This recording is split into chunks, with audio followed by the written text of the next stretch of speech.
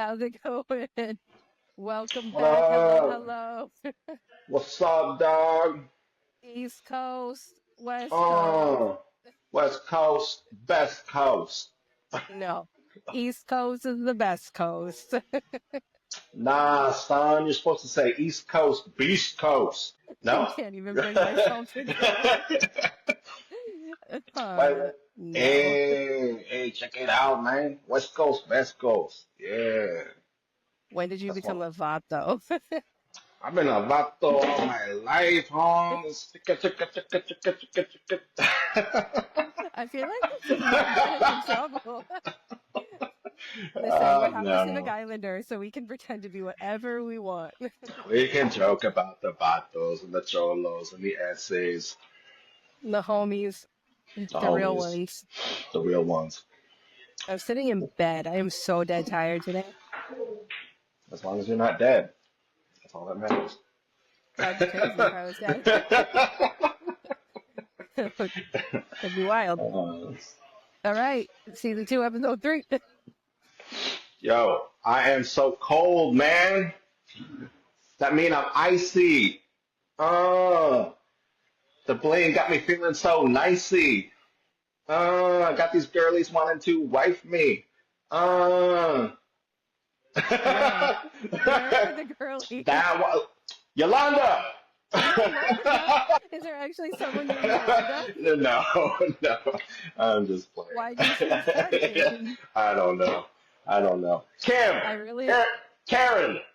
Michelle, No. Karen and Michelle, and Yolanda, they're homies. But yeah, they all If you want to wife. ever dated a Karen, I wouldn't be able to talk to you. I couldn't do it. It'd Not be with a too much. straight, Also, not with a straight face, at least. like every time she annoyed you, it would be too easy. It'd be too I easy. do actually. I really like the light blue, the baby blue. It's a good look. You like the baby blues? Thank you. Yeah. Did I You say like my Jay? chain? Like my chain? That's for, hey man, that's for Jesus. Hey, Hey, Jesus. Sus! Whose jacket is this? That was the dumbest fucking joke. Jesus, you get it? Jesus. Hey, whose jacket is this?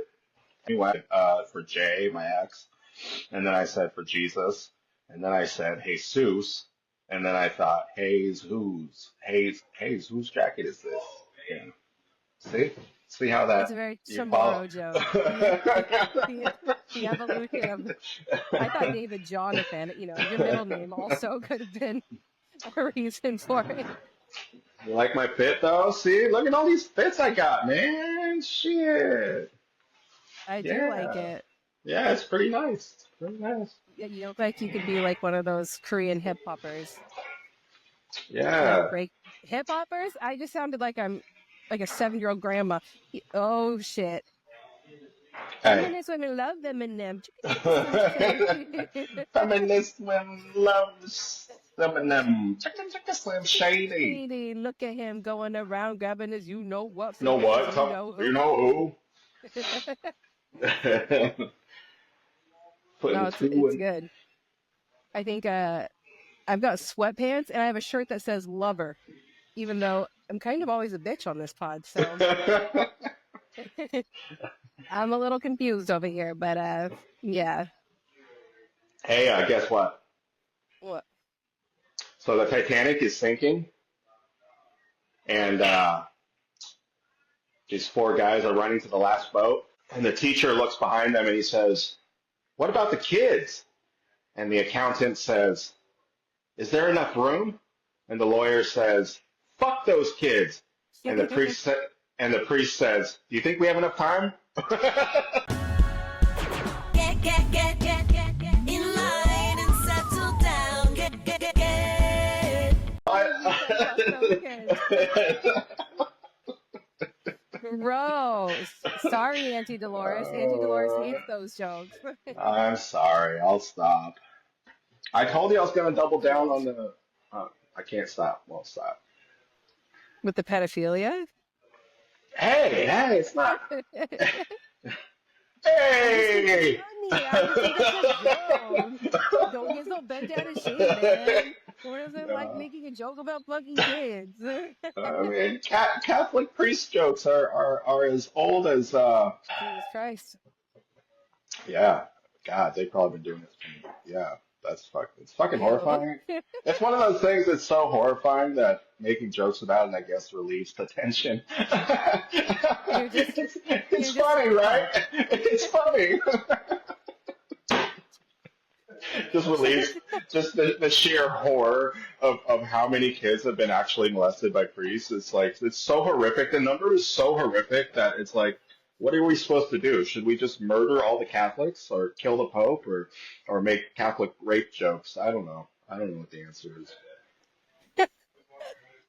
Who needs drugs? Just give David a microphone and, I'm and just saying. I'm some just some like full clothes and sunglasses I, and I was just talking to one of the therapists. We were talking about our podcast, and she had watched it, and we were laughing about morbid jokes and people who like because we both have morbid sense of humor.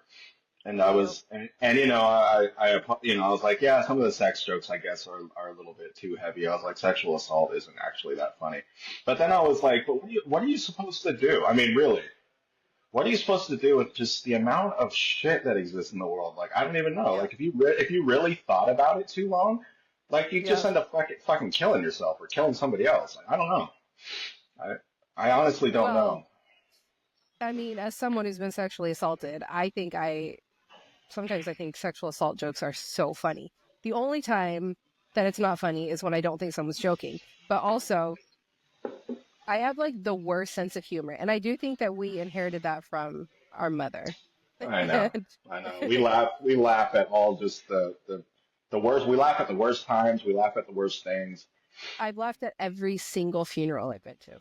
Yeah, yeah. What is That's that about? It's it's it's a hysteria. It's like as soon as I feel like this would be an appropriate place to cry, I'm like, do you know what would be better? Let me just laugh at this dead person with their family all Yeah, around. yeah. It's the worst. It's just hard to cope with pain, man. I don't know. Sometimes you just gotta laugh, you know. But but So I'll yeah. yeah, yeah. So, on that note, this is a great segue into today's topic. Great It's not. segue. It's not. We're gonna Oh, maybe it abort. is. Maybe it is because sexual assault, That's true. Donald Trump. I mean, yeah, it could be a good Christians, segue. Yeah. immigrants. Yeah, so we're talking about the intersection of Christian nationalism, Yeah. immigration, Hmm. well, I guess nationalism, conservative religion, and immigration, because they Yeah. all sort of circle the same drain in our conversations. And by the time this posts, we will have inaugurated Donald Jessica Trump, and it's wild. It's wild, and immigration is a huge part of that. And all the conservative Christians are pretty stoked about it, and it's a wild time to be alive. Throughout this particular podcast, I'm gonna play devil's advocate at times just to see where the conversation goes. But Well, it's interesting. I yeah, was just like telling someone I actually like didn't take the time to really like thoroughly research this because I kind of wanted to. I prefer going into something pretty well informed, and I think I am informed, but I also am just kind of curious to see how my thoughts develop in the course of this podcast. So, full yeah. disclaimer, I don't actually totally know how I feel about all of it. I'm going to figure it out while I speak. Um, but yeah, I mean, play devil's advocate, but also I want to know what you genuinely think because, Well, okay. Let's start off with an interesting point. Conservatism. Conservatism is back on the rise, and it's interesting because everyone thought conservatism was dead. Around 2015, when Hillary Clinton began her run for president, and Barack Obama had just triumphantly ended his 8-year run as the first African American in America to reach the presidency. Um, there was a lot of talk about how conservatives had died out. Conservatism was on its way out. I think there was a general sense that it was going to be liberal for quite some time. Hmm. And then Donald Trump came on the scene, man, and disrupted the entire narrative. And now it almost seems like liberalism is in decline.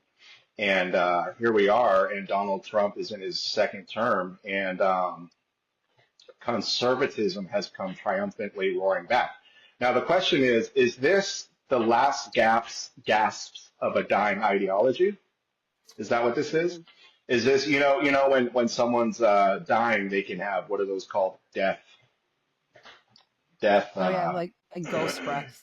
yeah, the last gasp for air can be, but they're very Yeah. strong. They're strong, resurgence of energy in a very short amount of time. And part of me wonders if conservatism has hit, the end result of conservatism is fascism, actually, if you follow it to its natural conclusion. I think the natural conclusion of liberalism is communism and then anarchism. But it's interesting seeing conservatism where it is now. And I will say this, Donald Trump seized on something that at the time I didn't understand, but I'm beginning to Hmm. understand it now. And it's interesting because a lot of the liberal media has refused to accurately assess and come to terms with why so many Americans are voting for Donald Trump. They still throw out things like racism, they hate Mexicans, they hate the fact that a black president became president, which some of those things may very well be true for some voters. But one thing they're really not recognizing, and this is a point I want to bring up, and one Donald Trump seized on, it's the voice in the corner, um, the fact that liberalism had reached a zenith. And I honestly, in my opinion, liberalism has gone too far. It's exceeded its grasp, and its reach has exceeded its grasp. And I think there is a need to return, and this is me talking, not playing the devil's advocate. I think there is a need to return to more conservative moral values as well as just a more conservative way of life. So, like, let's think about the way the media, the liberal media in particular, has, if you think about the mid 2000s, how it was celebrating like sex on TV, like everything has become sexualized, and that is partly the liberals' fault. And I really disagree with it. I think the children today are hyper sexualized, over sexualized. Like they throw pop starlets and half naked pop starlets in front of these kids their entire lives, and that's supposed to be normal. Now, is that normal? I mean, is that acceptable? What do you think? Well, thank you, Stevie Wonder, for that. You can wear your sunglasses the whole time. No, I'll take um, I mean, I think in the 50s and 40s they had Betty Boop. I don't think it's anything new. I Yeah, I'm But trying to think about it as you speak because I don't think liberalism has reached a peak and has peaked and is now on the decline. I don't know that I'm experiencing the world the same way as you. I think it is affected by where we live. Because where you live, like Portland, is like the zenith of anarchy and bizarre extremism. Mhm. And it's been really interesting living on the East Coast, which is a blue state, Massachusetts is, but it's very like the culture here is very live and let live. Like politics don't run the culture the way they do in Oregon. And so I Politics or, don't or or identity politics? identity politics. It's you don't actually really know who voted for who. Like it's not very clear because people don't it's just not the same. I was really struck by that when we first moved here 8 years ago. Just the difference politically, the political climate here, even though it's much more historical and like has stronger ties to politics and politicians, it doesn't like hover around the culture the same way it does on the West Coast, or at least where we grew up. I do, I do find it really interesting. I don't agree that conservatism is on the rise. I feel like people are more I think I was just talking to Chris about this, is that there is, why do I think so many people voted for Donald Trump? I mean, I was so surprised. I did not think he would win again. And then the fact that he did, I don't feel like it's because people are drawn to conservative ideologies. I think that we are experiencing a terrible, like our economy, inflation, everything is really insecure right now. And then you have Donald Trump coming in and saying, hey, when I was president, it wasn't insecure. Every person I've talked to who voted for him didn't vote for him because they like him. They were like, I don't know, but this country feels like it's going to shit. And when we had him, like I could afford my groceries, I could afford my gas. Like he's a businessman. And I do think that he did capitalize very well. I think he's just really strategic, and he saw a place where he could step in and exploit the void that existed. And that void was conservative people wanting a more charismatic. He's a brilliant businessman. And every person I've talked to who's voted for him did it reluctantly, and not because they are more conservative leaning, but also just because they were like, this economy and our current state of being scares me really bad. And the last time it didn't feel like this was when Trump was president. And so the devil, man, But let me ask you this: Yeah. what do liberals have to offer right now? So they are, what do they offer? They're offering progress for the sake of progress. This generation, in my opinion, this us people living right now, we lack purpose. We're in the middle of like an existential crisis where a lot of people don't know what to believe. A lot church membership is declining. Now, I'm not as I say this as a person who really despises organized religion, but one thing I have found is that having a higher purpose, having a higher power, and it is important to, in my opinion, to guide like a large society, and individual lives as well. And I know some people might disagree with that, and I'm open to that. I would never enforce my religion on someone else. But I think that the quest for meaning, humans need to have a higher purpose beyond just entertainment, beyond just the arts, beyond just creative expression, but also beyond just working the 9 to 5. I mean, that on a more pragmatic level, we need to have something more than that to exist. And I wonder how much of our depression, our the loneliness epidemic that's occurring in this country is a direct result of, in fact, a lack of values and higher power and having a proper path.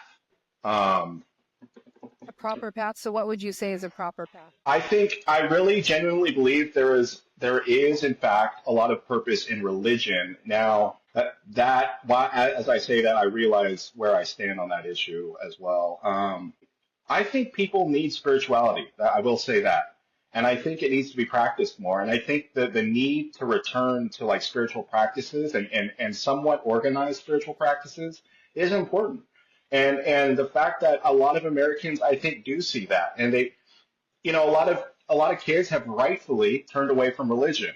That they've made, and you and I have rightfully turned away from our church that we grew up in, and religion itself, because we've seen how toxic it is.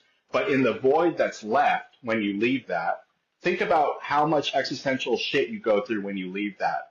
And is it important to go through a crisis like that? Sure. But the existential crisis that has existed in this country in generations of people has been going on since like the 80s. And something has to fill that void. And I think some kind of new religion, some kind of new spiritual pursuit has to be a part of going forward. I really do, in order to preserve people's fucking mental health. That is what I actually believe. And that's not an endorsement of Christianity, but it is an endorsement of purposeful spiritual practice. It's interesting. Yeah. As I'm listening to you talk, I'm realizing what's fascinating about our discussions is we are experiencing life very differently right now. So like, first of all, just where we live and our like daily life, but also I'm raising teenagers. And so I'm more connected to the very younger, the generation that is coming up in this culture right now.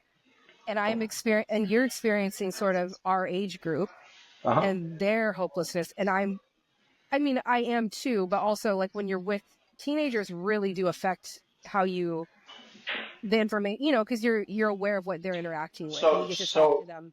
so what have they? What is their perspective? Well, that's what I was getting at. Oh, I'm sorry. Okay. That it's just really interesting because I don't feel, first of all, what does liberalism bring? I think a pretty incredible freedom to very marginalized groups. Mhm. They are like very passionate right now, specifically about protecting just very, women, the LGBTQ plus community, also indigenous people. They're like very passionate about correcting the false narratives we've had around the history of this country. They're huge on accountability. And I think that has been incredible to witness, that liberalism brings freedom for very oppressed groups. And that is important because conservatism does a really good job of keeping those groups very stifled and muted and suppressed. And until conservatives can learn how to not equate like the truth of marginalized communities with liberalism and just being decent, I don't have a lot of respect for conservatism, because why can't conservatives find like be passionate about that sort of thing because it's for liberals? That's crazy. Like, You're right about that. You're right about that. That's a and I good think point. that that is Yeah. that is the passion that I don't see a lot of hopelessness or like directionless teenagers. I do find a lot of teenagers are really disenfranchised with a lot of the ideologies we've grown up with, and rightfully so, and happily so. I'm glad for it. I think that there's a need for some sort of purpose. I think they're finding it. In my experience, Are all of the they? teenagers. Mhm. Oh, keep going. Keep going. I was going to ask, are they finding it in religion by any chance, or spirituality? No. But I think I don't feel that there is a spiritual apathy in our society, especially the young one. I feel like they are really searching for a spirituality within themselves, and in a more universal way, that I actually really respect this idea that like I we are respect that too. so like segregated, and there's this religion and that religion, and everyone is screaming that they're the way. And I think that this generation is starting to say, hold on a second. And even just the way this generation is starting to really want to protect the earth and go back towards more like, it's not traditional, but just the more like wild way of living. Like, But it they're is, going, you know what's interesting? It is traditional. It's traditional in the sense that it's like pre-1950s. it's traditional in the sense that it's like the Native Americans, but Yeah, nothing to do with like, but even early like settlers in this country, I would say that yeah. kind of But I don't feel like that's what I mean. It's more like because there's more of a protest vibe to it. Like, hey, we don't want this big commercial shit anymore. It's destroying our earth that we have to live in. And you, baby boomers and millennials, and all of you have just like created industry, you know, like to this capacity that there might not be a beautiful world for us to inhabit, and so we want to reclaim it. And I find it so inspiring and just like very interesting that there's like a wisdom to the teenagers now that I find really profound. And I do think part of it is that they are overexposed. I mean, we've never been more aware of the catastrophe of the entire world. And so I think that is part of what our kids are experiencing, is this sort of like um input, like exhaustion. There's so much input, and they're hyper aware of everything, and everything feels like a catastrophe, and so they get burnt out, and they're just like, man, fuck this, I don't care about anything. And so I feel like my generation and older can kind of look at them and think these kids don't give a shit about anything, they're lazy, they're entitled. I think that's they're not burnt up. out. Yeah, But you hear that a lot. You hear it like yeah. when people gripe about this generation, it's always in that sort of tone. And that has not been my experience. These kids are passionate about injustice. And I think that is incredible.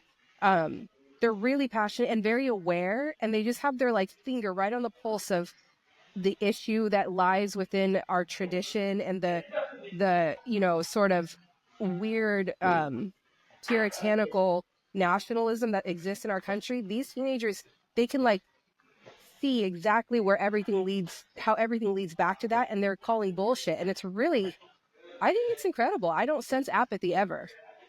I wonder if your perspective though is a little skewed because you do live in a very liberal area. I mean, there Well, are same for very you though, right? Wouldn't no, you I say? know, but I've also noticed that like young men, Gen Z men, I mean, and statistically they've even shown this, are leaning alt right, far right, are going that way. So I'm Yeah, wondering. I don't interact with Gen Z boys at all. Oh, well, Um, that would explain a lot. I mean yeah, but that would be like the, that's the thing we're not getting. That's what we're not. right. So I'm talking about girls, Yeah, and female identifying people, and I myself agree. and my daughters.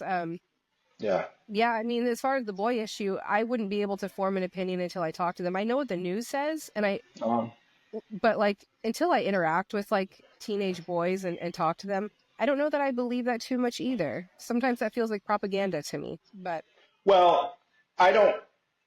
I don't know a lot of teenage boys either, but I will say that they did. I do respect, like the polling they did on voters, and there was a shift in Gen Z where I think we talked about this in a podcast. Gen Z women were going left, Gen Z boys, men were going right, and mm, uh, and I mean, or had a tendency, that was their bias, and um, you know what's interesting is I and read this thing that I was. do. Mhm.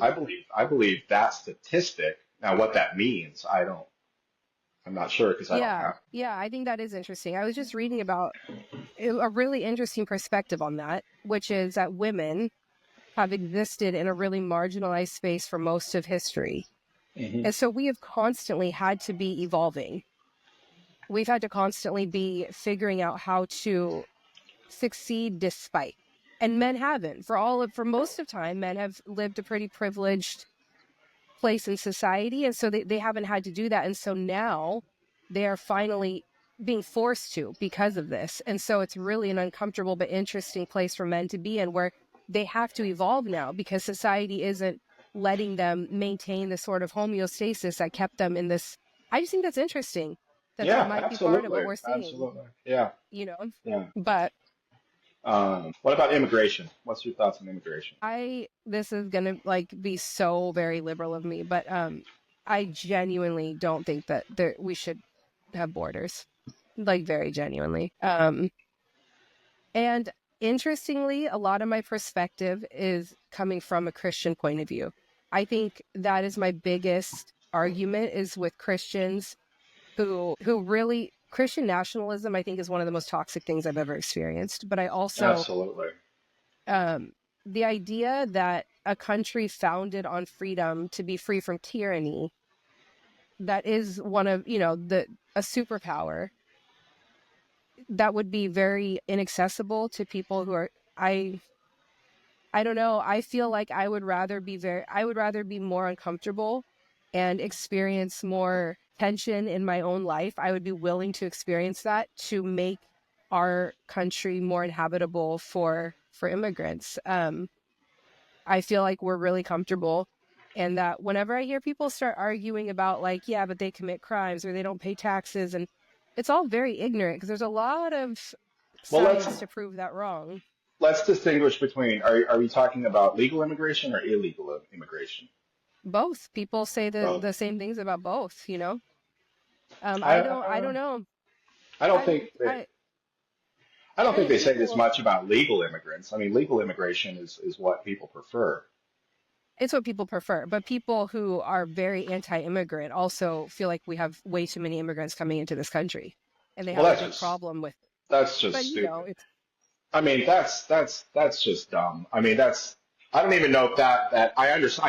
I know that viewpoint exists. I don't know that it's ever going to gain much traction. Um, I mean, the most likely thing that's going to happen is the Trump administration is going to crack down heavily on the border, the southern border, and crack down on illegal immigration.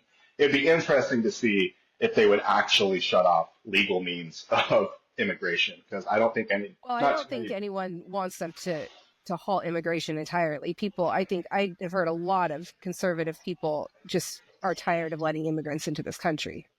Illegal That immigrants. no Illegal. immigrant, no, they're tired of immigrants coming to this country How do you know that? You because I just said talked to them. conservatives of all kind are just tired of all immigrants? Because They when I feel like talk illegal is the word that I hear that is used more often to describe what the part of well, immigration yeah, that it's used they dislike. more often, yes. But I mean, I live here in Massachusetts where we have people coming in being sworn in constantly, and there's a lot of people who just hate the immigrants in our Okay. neighborhoods. We have like Haitians, we have a lot of Chinese, we have a lot of Brazilians. And the way that I've heard a lot of conservative people around here talk about them, I mean, we have a whole bunch of Haitians who are here legally. They brought them in as refugees, and we have had massive problems with people protesting outside the hotels where we are keeping them because they want to send them back. Um, Okay. so I mean, that's not an anomaly. I mean, it's been a really intense thing here on the East Coast. How people have treated the refugees that we've brought in. I mean, they've like stood outside where they are and protested them with signs, and then we didn't know what to do with them, and so they stuck them at the Logan Airport, and they were living in a terminal E, for like several weeks, women and children just on the floor of the airport while people stood outside and protested them. Refugees who Yeah. were fleeing violence. Like, so people do have a problem with immigration, and I disagree with it. I think it showcases a really scary part of humanity when you see people trying to escape violence. On one hand, where you say this is the greatest country, everyone should want to live here, but we actually don't like the inconvenience that it would cost to make our country more available to the huddled masses yearning to breathe free. That's uncomfortable, and we don't want to sacrifice our comfortability too much for that. And it's very easy to blame everything on them now. They become scapegoats, I think, in a lot of ways. What about the concept that you can't help others with an empty cup? Like We don't have an America, empty cup. we do. Our country is, Sophie, think of all the turmoil and just the people are struggling. I mean, I have been struggling with homelessness, and I'm a citizen of this country.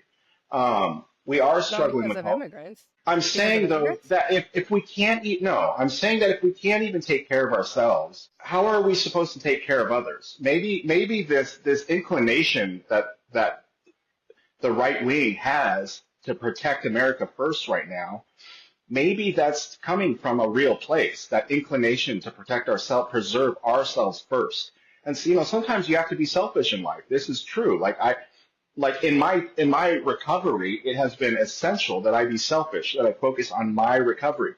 Because if I'm not well, then I'm not in a place to help others. I can't be of service to others when I'm not well myself. And so this inclination to preserve America, to protect America, to rebuild America, to make it well again, I think that's part of what's happening there's a need to focus on America as it is right now with all its citizens that we have right now, a need to make us better, to healthier people before we can begin again helping others. And that's just the reality of life, that sometimes you have to take care of yourself. When you have a lot, when you've been blessed with a lot, that's a good time to start blessing others. But when you're struggling internally, you have to take care of yourself first, because you're never going to be of help service to anyone if you're struggling internally. I honestly, We've never been more abundant. Are we struggling? Yeah. But also, I disagree very much with no, what you're saying. I disagree with your assessment. I think this country That's is fine. in a mess internally. There's a lot of issues. There's a lot of strife. There's a lot of poverty. There are issues that we are dealing with internally that are causing ruptures and fissures in the soul of our nation. And if we don't take the time to figure those things out and solve them, we are not going to be. We're going to crack apart, and we're not going to be helpful for anybody outside of our country. I actually agree with Donald Trump's inclination of protectionism and isolationism, even though I know a lot of, there's economists who disagree with isolationism for a lot of reasons. They think globalism is a better economic model, but I think, putting tariffs on imports and forcing people to start producing in America again, start building things in America, Americans buying American things, like we need to rebuild the infrastructure of this country, and isolationism and protectionism and putting America first in that regard. And I agree with that sentiment.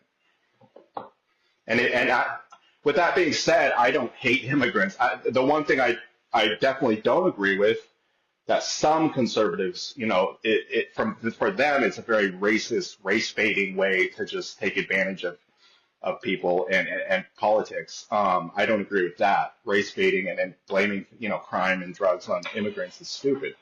But the inclination to preserve America and rebuild our infrastructure from the inside out, like rebuild in the Midwest, rebuild in the center of our country, all the heartland, like reinvest into those areas, I think that's a very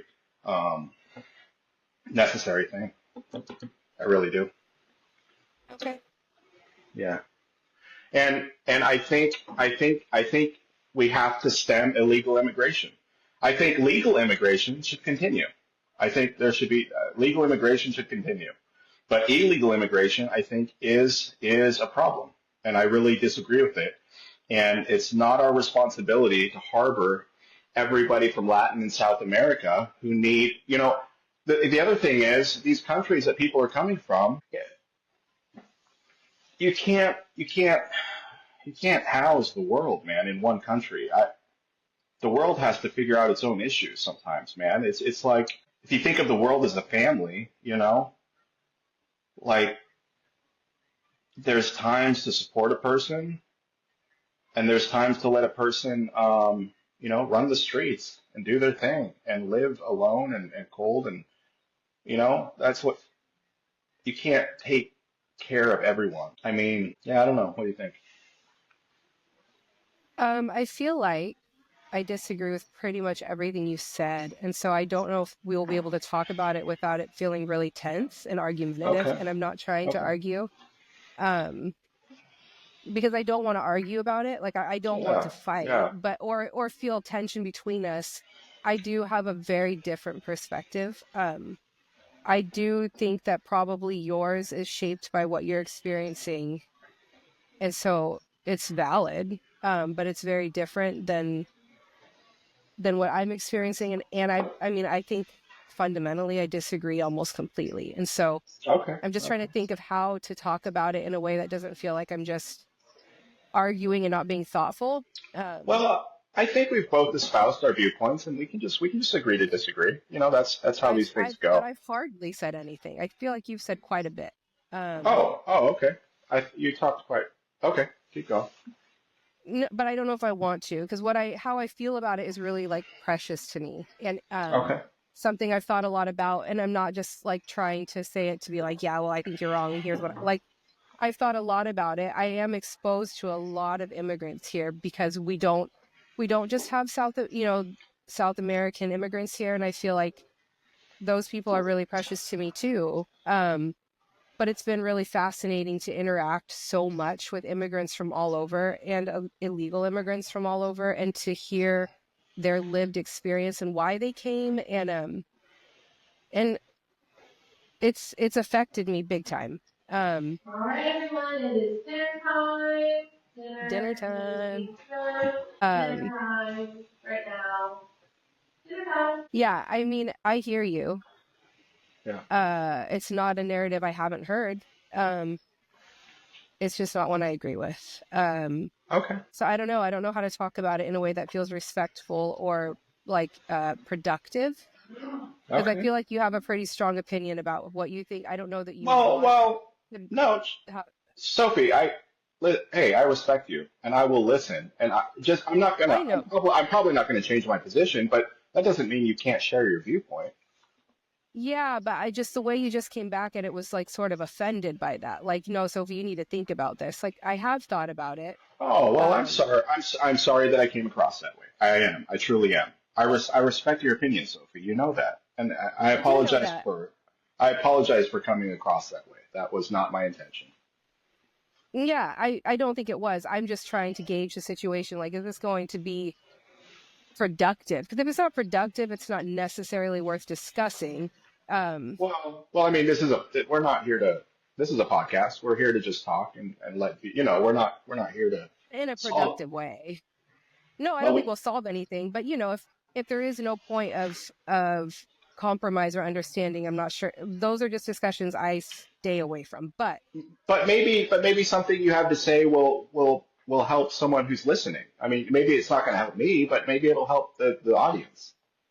Okay, so I want to just say what I believe, but I want you to understand it's not because I I know it's want to not per. argue with you. Yeah, all right. I will let you I talk, mean, and then I won't even give a rebuttal. We'll just end it with that. Yeah, I yeah, just think serious. that yeah, is the call coming from inside the house? Yeah. I think that there is a massive issue inside of America with how we have treated people. And I think a lot of it is really highlighted in how we treat immigrants. And I think we are a country that has been founded on being free from tyranny. And in that pursuit, we if you want to be a nationalist, you have to believe in that on some level that when they came here, it was to not have borders. It was to say, let's be uncomfortable, but let's work together because there should be a place where people are free. And then that country succeeded tremendously. And I think so we have this country that, is supposedly falling apart and all of these issues. And to say, well, we need to lock things down and focus on ourselves. I've never seen that happen and then people reopen their hearts. You see like rich communities, you see secluded groups where they say we need to just work on ourselves, we need to fix this. I can't think of an example right now where that community eventually gets to a very abundant place and says, now bring in the people who will bring this down. It becomes and that's not what America was founded on. And I think we can still focus on industry and the Midwest and building America and not lose sight of the fact that part of what makes America really incredible is that we do allow very freely, much more freely than most other countries, the ability for people to come here who are being terrorized in their countries. And I just think it's a really dangerous thing when you say, listen, we are having a hard time, so you're going to have to stay out there while you suffer. Our suffering pales in comparison to the world's suffering. And does that mean that the suffering Americans are experiencing is not important? Not at all. But to say, listen, sometimes you got to just let people go do their thing. I mean, thank God your family never did that to you. And like we are at a really abundant place where we are abundant. Are we also like in terrible peril mentally and socially? Yeah, I don't think you solve that by allowing the conversation that is pretty violent against immigrants and other people to succeed and to say, yeah, see, look, we agree. We need to close our country. We need sorry, you guys go fight your own wars. We as a superpower who interacts with the whole world globally, we have to be a global minded country. I think if we don't, we stop being America. Then we become China, we become Russia. You can still be a superpower, but you're not America, because America has this really distinct quality where they do allow the rest of the world access to us in a more free way than other countries. And you can say, because people will say that, like, yeah, but Mexico, do you see people going to, Germany and are they just like, no, but that's because they're Germany. We as Americans, there is something really precious about America, which is what that Statue of Liberty stands for, which is if you are being terrorized and in hell in your country, you can come here, we'll make room for you. And I think to lose that is to lose the heart of being an American. And I think it's a really dangerous thing to say in the effort to preserve this fire we see internally, we're going to take away that particular part of the American spirit. You will lose the American spirit entirely. And I think I don't know. Like I was just listening to you talk and thinking about, these last 3 years have been some of the hardest of my life. And I was abandoned by my family and my church. And the only reason I did not kill myself or end up in a very failed place was because of the incredible support of these people around me, most who didn't even know me, and a lot of different agencies and groups that are liberal who said, we will find money, there are grants. My own town, I went to them and said, I can't pay my mortgage. You know what they did? They put out an email to the whole town saying, our emergency fund for families is really low. Can this community pitch in? No one knew who it was going to. And the community in one day put together like $10,000. My mortgage got paid for 4 months. Like, that is, and so I know you can say, okay, yeah, that's what we need to be doing, is focusing on our citizens. But as far as the imagery of that, like, I was only able to survive because someone said you are worth being really uncomfortable for. And really, it's not that uncomfortable, because we live in a really abundant town, enough, and several families donated just what they could. And it was more than enough. And like, that spirit should not compel us to say, okay, now we must do that for only America. That should propel you to say, we exist in incredible abundance. We can be even more uncomfortable because the world is burning. It's not just America. We have wars everywhere. When you interact, like, I interacted with, for about 3 weeks, I take Ubers everywhere while I was waiting for my car. And most of the people were immigrants, and I would talk to them. And I had multiple conversations. There is this one who really impacted me. It was this Haitian man. He was in his late 50s, driving Uber. He had 4 kids and a wife. He was in the process of becoming a sheriff deputy. And I just asked him, why are you driving Uber? And he was like, because I can't afford to live here. He's like, but my family, they would have died if we stayed in Haiti. And I had to come here. And I asked him, are you glad you came here? And he said, I don't know. I don't know. He said, honestly, I'm so grateful that my kids are here and that my wife is safe. But we as a family unit have broken down so much, but at least we're safe. And he started crying because he was talking about the incredible crime in Haiti. Like, they would have died. And are they here legally? Yes. But I asked him, do you feel like it's really hard to be an immigrant here? He's like, it's so awful. My kids, people hate Haitians here.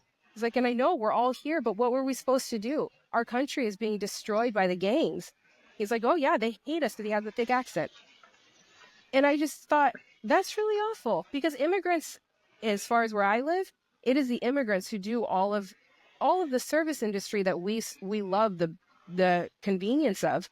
It's run by an immigrant force, and a lot of them are illegal. And we like that.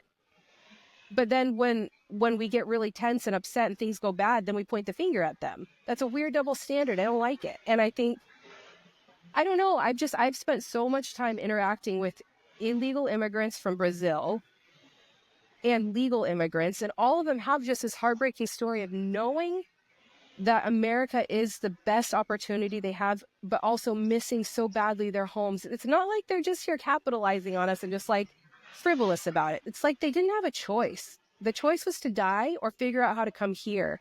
And what an incredible thing to be a country where terrorized people can look to you and say, if I can just make it there, maybe my kids can survive and my daughters won't be raped and my sons won't be in gangs, and maybe we can, like, to deny that, I think the cost will be so much higher than you could ever predict. We might rebuild American industry, but we will lose the heart of being an American, and we'll lose our heart for the world. And I think as soon as we lose our heart for the world, we've lost the plot as Americans. And I think it's dangerous. I think I just have a more compassionate perspective because of what I've experienced as a really disenfranchised person from the help of strangers who really didn't need to do that for me. They have their own families, they have their own struggles, but they cared, and it was all liberal people. I don't know if everyone in Melrose was liberal who donated, but I know all the agencies that helped me, those are liberal. They're very democratic. A lot of conservatives try and vote them out because they don't think that's appropriate use of funds. And I don't know. I just experience it differently, I think. I think when you start to say the way we protect this thing is to buckle down and keep out the others, I think you lose something you never gain back. Yeah. Okay. That's all. I mean, I do think illegal immigration is a really interesting topic for me because I don't know. I mean, you have to have law and order. You have to. And like, what else can you do if someone who is here illegally commits a violent offense? How do you not deport them? Like, that is like the natural impulse. But to criminalize every illegal person, I don't know if I don't agree with it. I know a lot of illegal people, and the reason that they are here, if I were in their shoes, I'd be doing the same thing. If I lived in Mexico and I was terrified for my daughters, and I knew if I could toss them over that fence in Texas and maybe some farmer would find them in the field, I would do it so fast and it would kill me and it would destroy me and I'd be heartbroken. But the idea that if I can just get them over this fence to America, they might live. Like, what a profound thing we can offer. Like, what a treasure that we get to be that country where someone could just like look at us from across this like desert place and say, if I can just get there, maybe my children won't die. Like, we can't forsake that. That is the American spirit. I don't know. Okay. I don't know. That's just how that's how I see illegal immigration, I guess. I will say, one thing that gets dismissed by conservatives quite often is the saying that diversity is our greatest strength. Mm. And I really disagree with that because diversity is our greatest strength. And diversity isn't just people, it's also diversity of ideas. Um, Mm. the fact, this country is built on the idea that these conversations would never end. But Yeah. what we were going to do was remain committed to it and have hard conversations over and over and over and over and over again in Mm. pursuit of perfection, but never actually, who knows where the end is. Mm. Um, and I am grateful that we live in a country where we can have these conversations. And I don't ever want to see Yeah. this conversation get shut down. Just Right. because just because we disagree with each other, I don't ever want that to be criminalized, and I would never want you or anyone who disagrees to somehow suddenly become like an enemy of the state. Like that's some bullshit. Yeah. Yeah. I Censorship is scary. and diversity is our strength, man. It is the root of all like the hard conversations this country has around. I mean, we're one of the most diverse countries on earth. Like most other countries are very mono-ethnic. Like they're monocultural. Like Yeah. they have a singular culture that everyone agrees on, agreed norms. This country, like you have multiple cultures with different thoughts and different ideas and different opinions of what normal is. And it's hard. It's hard because like there is no like one agreed upon cultural norm. Yeah. And so we are constantly having these hard conversations. And I will say, She always despite seems so happy. despite the fact that I may disagree with you, I do agree that diversity is in fact, our greatest strength, and that diversity of opinion, diversity of race, diversity of gender, diversity of sexuality, diversity of cuisine. I mean, think about all the amazing cuisine we have in this country because we have so many different people from different places sharing their food with us. Like it's the root of our innovation. The root of American innovation is because of diversity. It's because all these people come here with these crazy ideas of what normal is, and they end up creating something magnificent, because they have the freedom to do it. And so I do want to protect that. And, we can disagree on this, but I hope you know that this conversation is precious to me, and I like that, we can have it. Well, for sure. Yeah. I mean, that's part of what's scary about Mark Zuckerberg and all these, and even Elon Musk starting to censor people. Like, that's a dangerous thing to do. But like what you were,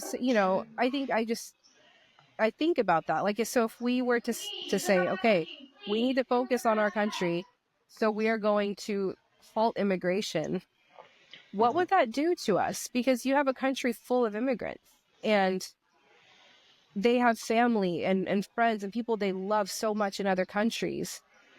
And we would tell them, you can't stop applying for them to come here. You're not, we're going to make it harder for them to come visit because that's, a huge part of immigration, and why it's hard to sometimes get visas is because they know people overstay their visas. And Hmm. so that would be affected. And we are a country teeming with immigrants. And to tell them, we are not going to let any more of you, immediately white Americans would say, finally, yes, keep those people out. And I just think there would be this inevitable thing Yeah. where they would start to say, like, see, we don't want those people here anymore. And I don't know. I've experienced it here. Like when people say, like, I just want my America back. Like, what is your America? You're talking about like here on the East Coast. Like you're talking about like Italians. Those are immigrants. You're talking about Irish people. You're immigrants, but that's in their head. I'm thinking of someone very specific, just actually like several men who are all Italian or Irish are like, I wanted to like God bless the immigrants, but they're overrunning my state. I want it back how it used to be. But like back how it used to be, you were all immigrants coming from famines and war. Yeah. I mean, Italy and Ireland are an American, but in their head, that's give me back that America. It's still an Yeah. America founded on immigration. I don't know. think It's just interesting. I don't think immigration's going to end. I do think, it's ebb and flow, man. I mean, at the beginning of the 20th century, isolationism was the norm. America pulled back and from a lot of the world, and then it expanded after World War II. It expanded, and globalism took over, and it's been going strong ever since.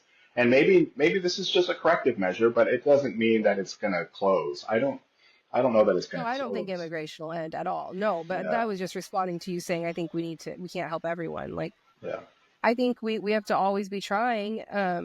I do think that there's a bigger discussion about the way we help and why we help in very politically motivated ways. That's weird. I mean, you want to talk about not helping everyone. Well, why are we spending billions on Ukraine when there's other yeah, things so government accountability with how money is spent, I think, is a bigger issue than helping other countries. It's yeah, how we decide who to help and how much money we pour into it for politically funded reasons. That's weird, yeah, and abusive. But I don't know. I'm always so proud when I hear that America has stepped in and helped, because I always want to be a country that does be a part of a country that would risk our own safety, because we know, I mean, it's like, how men should protect women. Well, yeah, America should protect other countries. And yeah, I don't know. Yeah, it is. I mean, yeah, it's a hot topic for sure, because it's also, I do know that the cost of groceries and gas, which are like fundamental things that you need right now, are so hard to afford. It's like the most stressful part of my budget.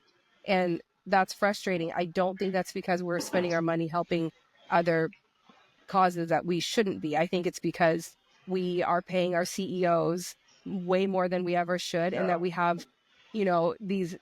I think the scariest fucking minority in America is the very wealthy. yeah, They're the worst minority, because they are the ones running the country to the ground. Because what is that about? Why do we yeah, have this really tiny group of minorities who have most of the wealth and they're not dispersing it, and we're not taxing the fuck out of them, and they're controlling our politicians? Like that, I think, a bigger deal than whether or not, that we can't help other people in other countries. Like maybe the call is coming from inside the house, but the answer is to kind of like burn the house down a little bit. Oop, you went black. Oh shit. Yeah. I only got 12% on my phone. Shit. That's okay. I forgot to I think charge. we're Well, we can are end you on a supposed No, let's keep going until it dies. okay. Um, I was gonna say Christian nationalism. Now that, Toxic. immigration and gender norm, all that stuff. I mean, that's all. We can have differing views on all that. But the Christian nationalism, man, that is one of the wildest, just bizarre. David, I was thinking about this today, like particularly the Potter's house. Like the way, so when Trump first ran, Greg Mitchell let the Potter's house parking lot be a place where for the Trump rally, they could all park there, and they shuttled them to the rally, right? Like, what a fucking weirdo. But anyways, so like you have these Potter's house people who are like pro-Trump and anti-immigrant. I mean, they would never say they're anti-immigrant, but like nationalists. But then every Friday of conference, they're sending people to other countries, right? Or every Thursday, international night. When they go to other countries, they literally have them sneak in and pretend to be English teachers or like other things, because they're not supposed to be in these countries, a lot of them. And they have them break the law so they can have undercover churches because it's in the name of the gospel. They're Yeah. literally like doing illegal shit that they would like fucking hate. Like when they find out Yeah. illegals are doing illegal stuff, immigrants are doing illegal stuff here, they're I like, know. deport those fuckers. I'm like, Isn't that wild? Dude, they have them. Oh my God. Think about how just insane that is, that they would sneak people in under the guise of education to change the to change the ethno cultural identity of this country. And then when it happens, like in France, Yeah. when Muslims, too many Muslims are coming over and they're starting to create like what's that word they always use? Hijab, not hijab.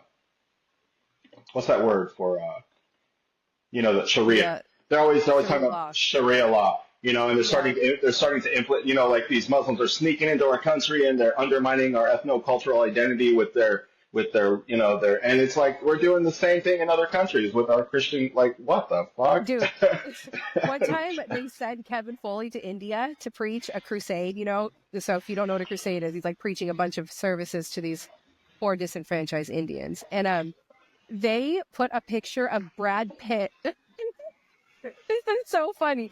They made a huge billboard with Brad Pitt's face saying, "Come here 7 nights," because you know what they don't do in India? They don't have the same copyright laws. And so they used a really popular celebrity to get these minorities to come to this crusade and then you know, plot twist them with just this fat, stupid white guy who's not Brad to tell them the gospel. If those tables were turned here and some immigrant was doing something like that to bring a bunch of Americans in and then teach them about, I don't know, the Islam, the way the Potter's house would lose their shit. The double standard is so funny to me. It's Yeah. so funny to me when I remember the things. I mean, and even here, they're constantly telling us how to break the law.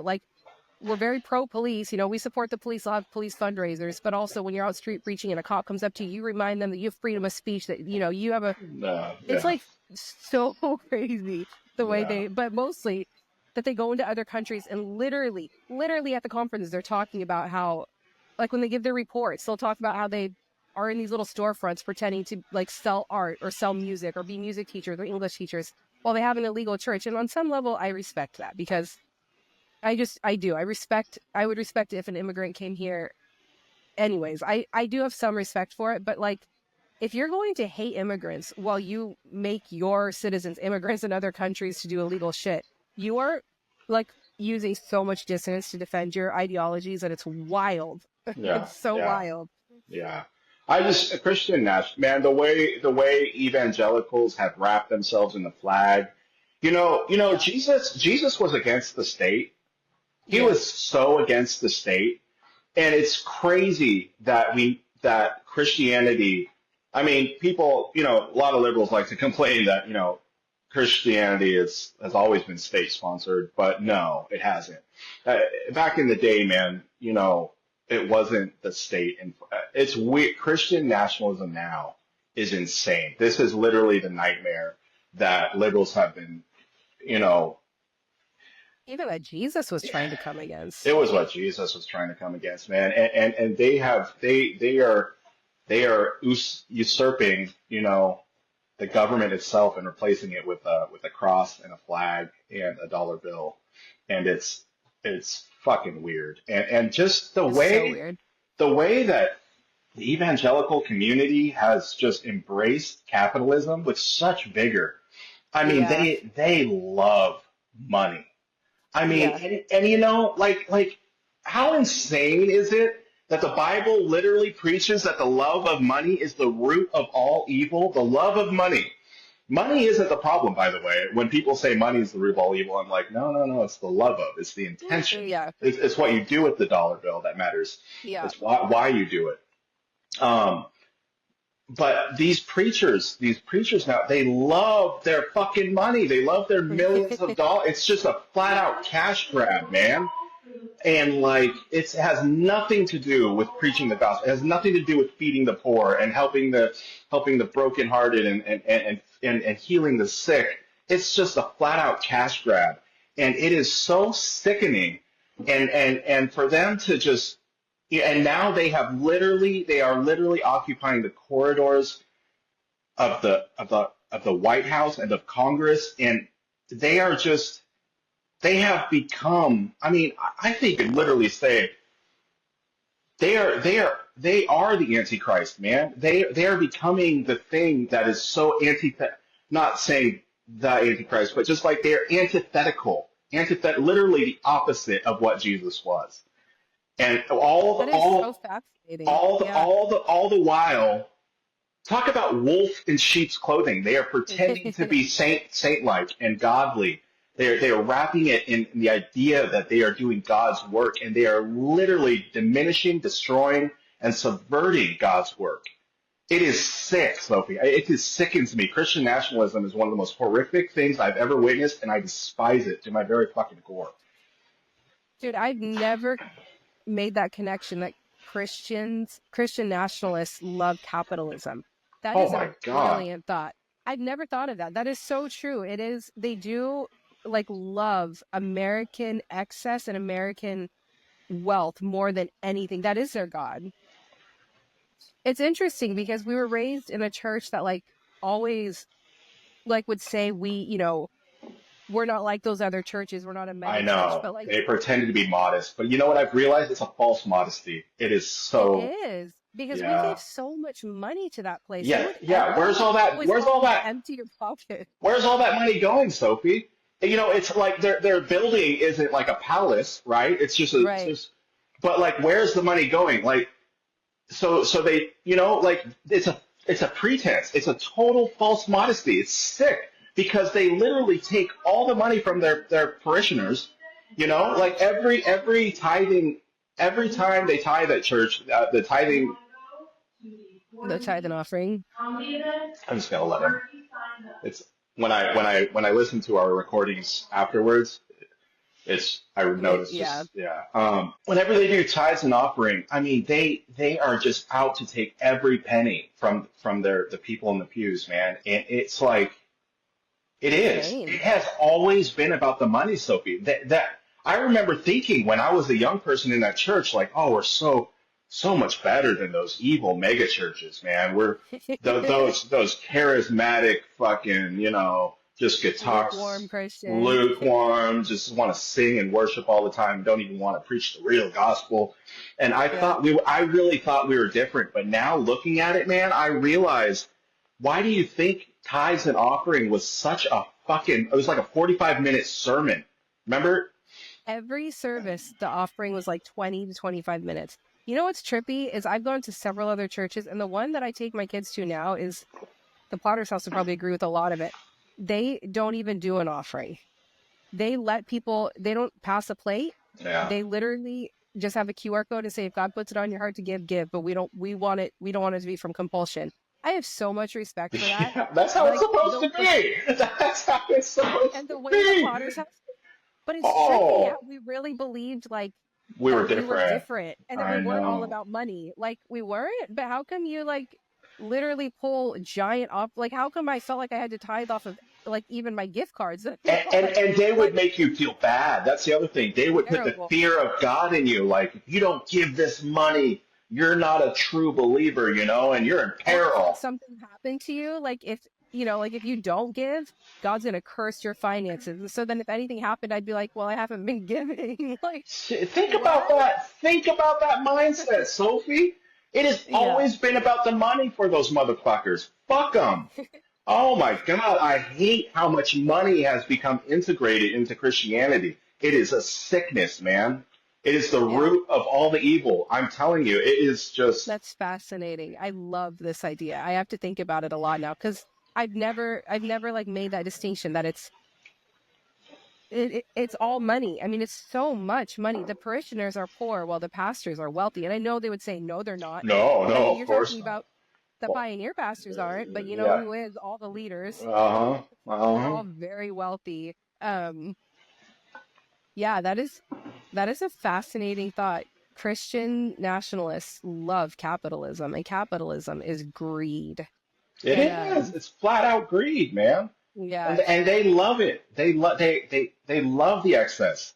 And just because the Potter's House isn't doing like, a mega, the mega churches are even, they're more obscene. I mean, just the fact that they build palaces and like, and then they house like 65,000 people in a fucking room.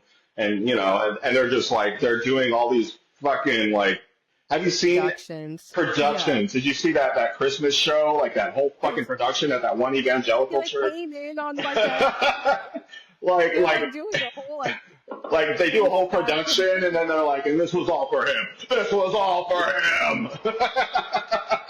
The false humility of Christianity is so funny to me. The God's up there like, for who? This was for who?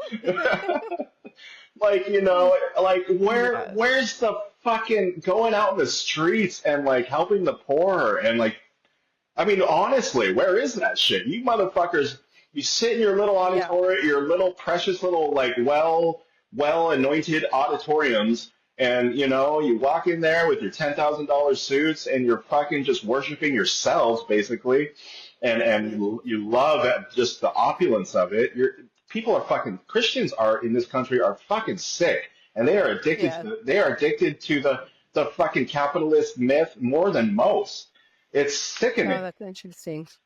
Yeah, that's actually such an interesting thing because that's one thing that I like right before I left when I read the Bible that one time 5 times in a year. I kept thinking like, why does the Potter's house make fun of soup kitchens? Like, do you remember they would Jesus. always do that? I know. They make fun of all the they But like consistently soup kitchens they mock them because they're like, yeah, why? I mean, even it says in the goddamn Bible, feed the feed the poor, poor, give to and the, that's to the orphan and the widow take and care like of the orphan and the widow and the goddamn fucking underprivileged. Like Jesus Christ! And they just conveniently leave that part out, and not only they leave it out, they're actively mocking people who do it. it's like, yeah, it was like weird to me to think like I understand if they say that's not really our Our vision or what emphasis, yeah. yeah, but we if that's what you do, that's great. They would like be like, yeah, we don't resort to things like soup kitchens. Like, The why do we fuck? all go along with that? Like, I don't yeah, even fuck know. those people who are feeding the poor for Like free. Those it's weirdos. nationalism because it is Yeah, what Christian nationalism means, a Christian identity alongside an American identity, and the American identity yeah. says that soup kitchens are for. Oh, I don't know why I went that far. I didn't need to. I was trying to. Yeah, Sorry, you cut that out. Soup kitchens are for what? I don't know why that word came out. But because that's the mentality. That's the mentality is for pussies. It's Well, for they it's think for like it's soup for it's kitchens. for liberals and assholes and bleeding heart fucking idiots. Well, and that's sort Um, of the ideology that the people who the soup kitchens are feeding are homeless people, and homeless people are lazy drug dealer criminals who don't deserve our compassion. I think yeah, that is at the heart of it, which is bizarre to me. Like, God didn't say help the poor who have a high moral standard that you agree with. He just said help yeah. He them. just said help them. He Yeah, said, and it's you you just preach yourself out. I know. It's like whoa, too far, too Ah, far. what's your phone at?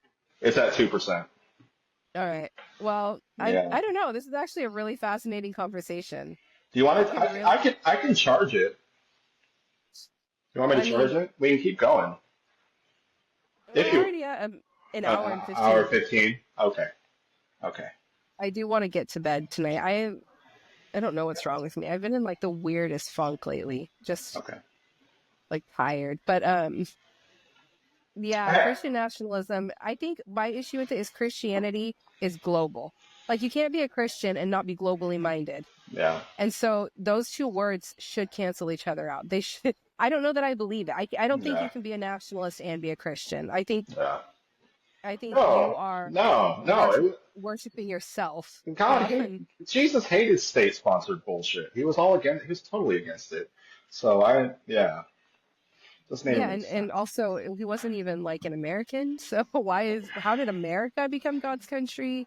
It's just like the dissonance. I think that is my big takeaway from why you see a fallout in religion right now is you have to use so much dissonance now to Yeah. engage honestly with religion now that we are starting to understand a lot of like the history of it and the damage that it's done. Yeah. Like to defend it requires crazy mental gymnastics, which is wild. Hey, But why doesn't Jesus eat M&Ms? Because they fall through his hands. did you just make that up? No, I heard it. that's his, that's terrible. Uh, Just like trying to uh, hold it. It's just well, you should anyways, probably yeah. It's been a good conversation, Sophie, and Yes. it's Thank been you. really. And you know what? We had an interesting moment where we disagreed, and but we were allowed. We worked it through, and that's how it should be, man. That's how it should be. Yeah. No, I Yeah, love that. yeah, Yeah, I love it very much. It's cool. It's cool to have these conversations with you now and not have it yeah. like, Be like a oh, yeah, yeah. me being a fucking bitch and then you telling me I'm a cunt. And then we don't talk for 2 years. No, All much right, we've made progress, but we have. yeah. All Love right. you, Dave. Love you too. I'll talk to you in a week. All right, All night. right. Bye. Get in line and settle down. Get.